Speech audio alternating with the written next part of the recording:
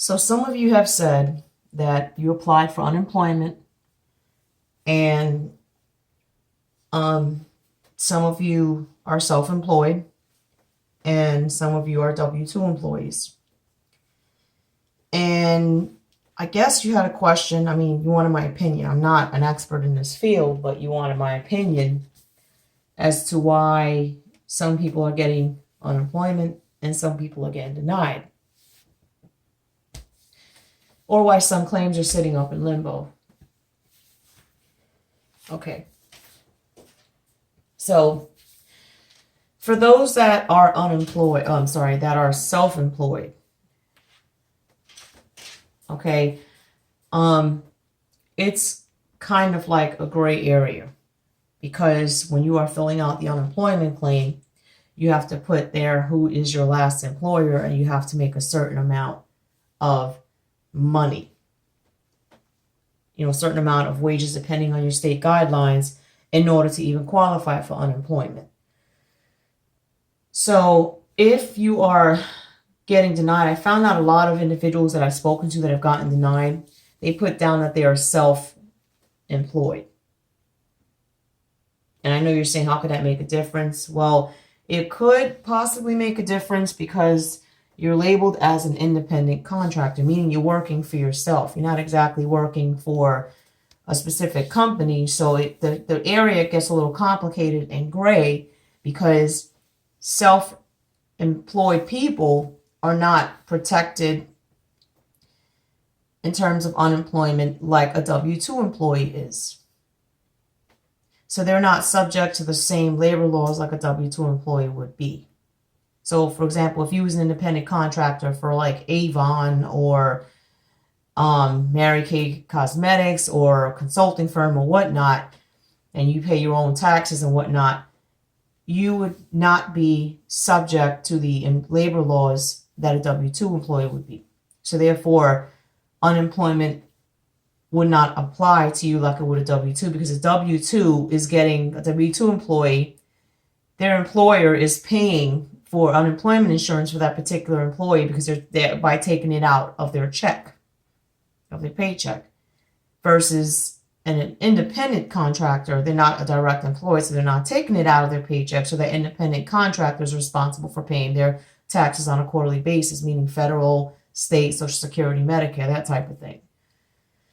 So that's where it gets kind of gray when you try to apply for unemployment and you end up getting denied. Okay, that's what I've heard.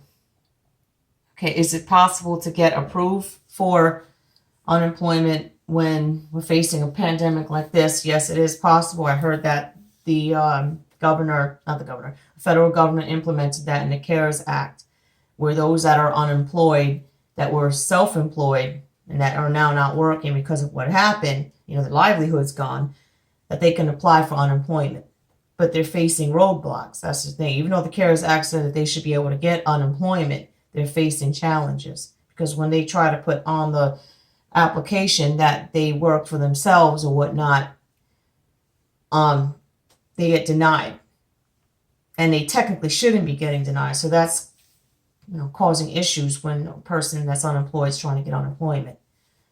So the only thing I can suggest for that is, let's say if you're an Uber driver, or if you're an Uber driver, or you do rideshare, or you do things like I said, if you're an independent contractor for Avon, try to put them down as your employer, even though, okay, yes, you're an independent contractor, but try to put them down because technically you are working for them, even though it's not direct, even though you're not a W-2 employee.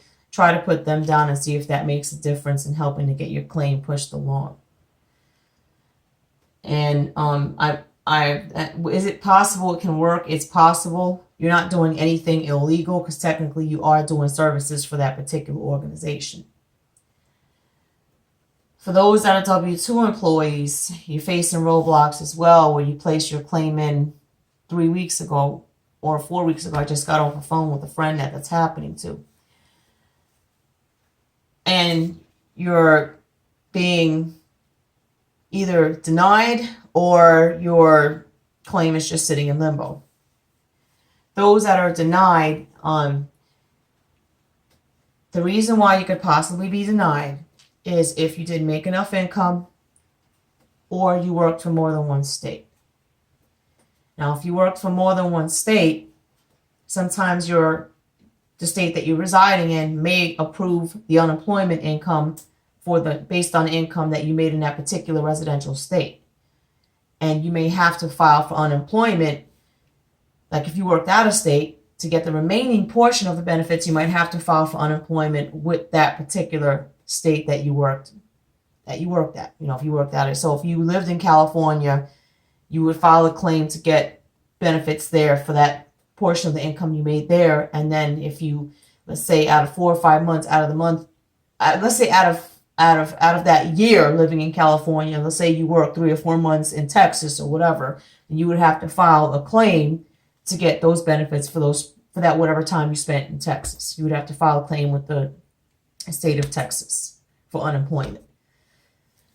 I've heard people facing roadblocks there. So that's what I believe that you would need to do in order to get all of your income. Whatever state you worked in, if you made enough income, that's the state you need to apply for unemployment.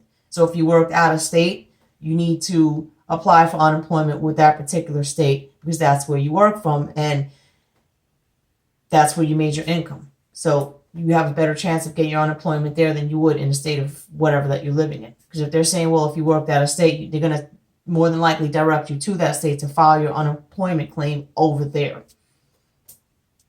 for working in that particular state. So if you worked in that state for 3 to 4 months, chances are you had an address at that state.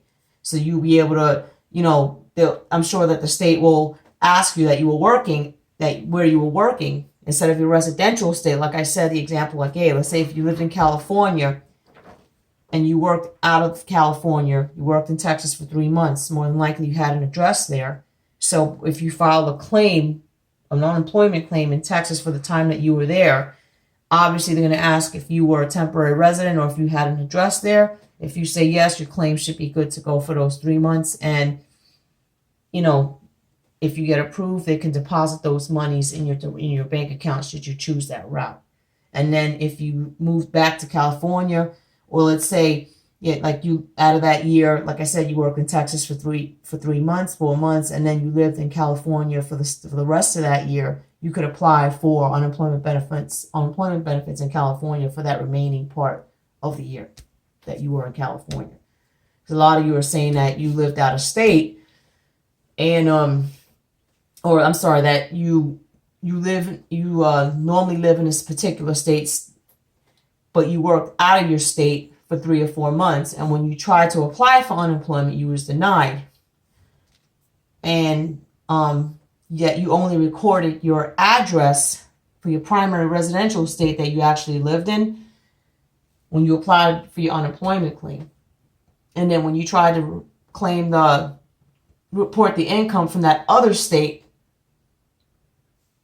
on your claim, you were denied. That's because, again, if you work out of state for that certain amount of time, okay, and you try to include that income when you're applying for unemployment back in your home state, if you try to include that income from that out-of-state job, you're going to get denied because you did not earn that income in your primary home state. So what you need to do is you need to file an unemployment claim for the state that you worked at for whatever time it was.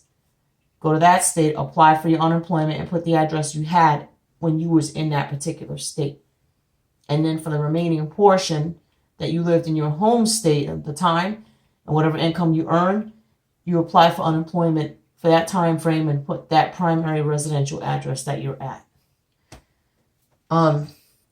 Some of you have said that if working out of state doesn't apply to you, that you lived obviously in your primary home state, you had a regular job going or whatnot, your claims were denied. You need to verify and see how much income you earned and make sure that it matched up with your state's guidelines, because if it didn't match up with your state's guidelines, you're going to get denied.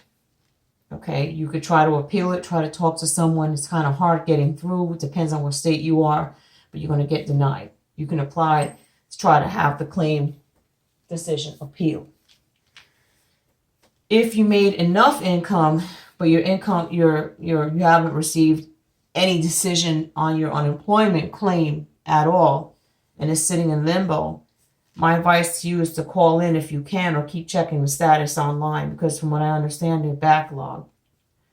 For example, in my state, they just started implementing the $600 weekly benefit from the federal government. And I'm not a tax specialist, but I believe that that is taxable. The unemployment benefits you get from the federal government, I believe that's taxable, and your unemployment claim or your state benefits is taxable as well. And whatever state you're in, you get a total of like 4 or 5 months of benefits, and you have to file for an extension after that. If you are collecting unemployment right now, obviously they'll extend it beyond that point, and then they'll start implementing the $600 per week from the federal government. So keep checking on the status of your claim, because a friend that I talked to applied over 3 weeks ago, and here we are, it's 3 weeks later, and she hasn't heard anything back. She just heard that she was going to get something in the mail. And I told her she needs to keep on top of it and make sure that she's calling and calling and calling. Otherwise, she's just going to fall through the cracks. So I hope this helps you out and answers your questions. And when you get a chance, look, if you have an issue where you're applying for unemployment, okay, and you're self-employed and you're getting denied, I believe according to the CARES Act, you should be eligible. Okay, so you need to research and pull information on the CARES Act and look at the portion about the unemployment criteria. Okay, and if you're trying to appeal your decision, if you did get denied for unemployment benefits, you can try to use that to help push your claim along. You know, the information that gives the guidelines about how self-employed people, independent contractors can apply for unemployment. So I hope this helps you all. Until next time, take care of each other.